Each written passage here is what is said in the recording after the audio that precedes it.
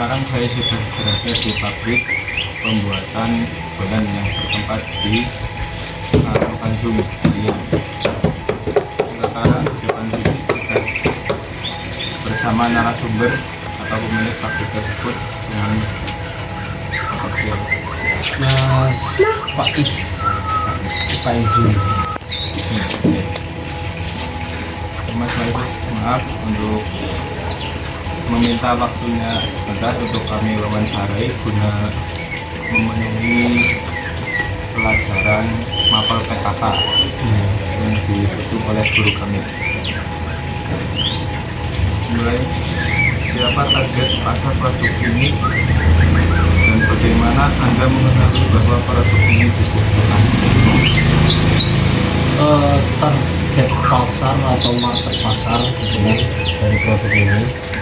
Terus seberapa?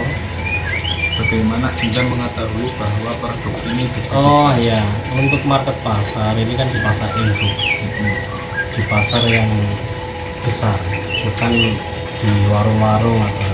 Tapi nanti intinya produk ini ke warung-warung. Jadi bisa Marketnya itu ya di pasar besar, di pasar induk lah, di beberapa kota. Nah, untuk bagaimana saya mengetahui produk ini itu bisa berjalan di pasar? Yang pertama, produk ini kan apa ya, bukan termasuk entry level ya, bukan apa barang yang di bawah gitu kan ya, biasanya kan untuk pesanan ya, untuk pesanan hajatan itu kan mewah kalau bola ya. Nah, kalau ekonomisnya itu ya paling di pasar induk, makanya ya kita buat yang ekonomis gitu.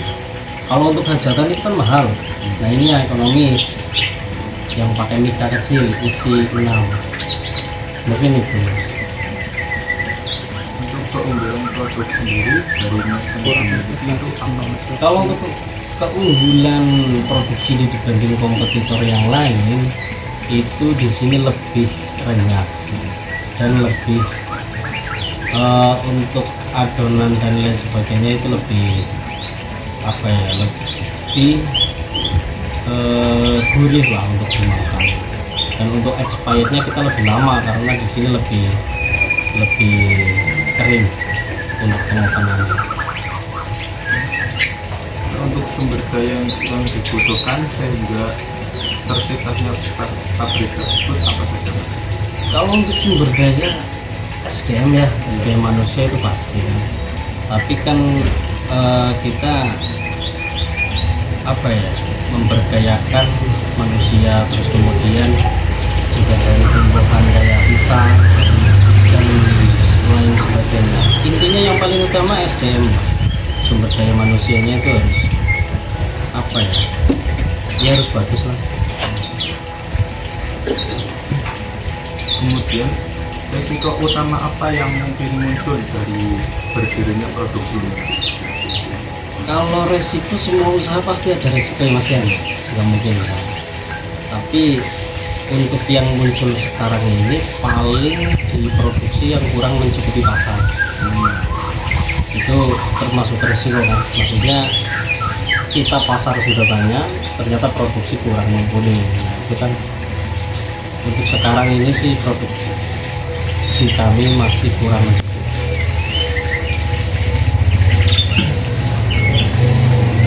Bagaimana usaha ini menghasilkan keuntungan dan kapan mulai diperkirakan untung?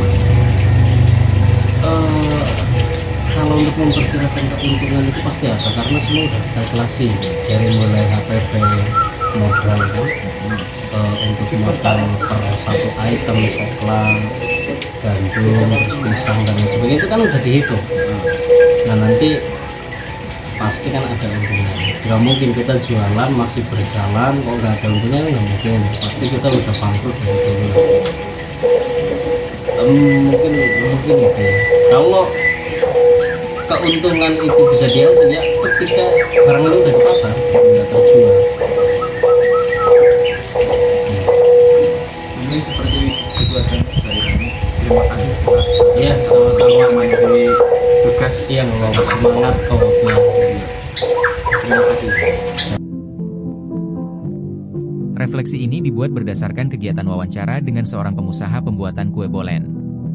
Dari hasil wawancara tersebut, penulis memperoleh pemahaman bahwa keberhasilan usaha sangat dipengaruhi oleh ketekunan, disiplin, serta komitmen dalam menjaga kualitas produk.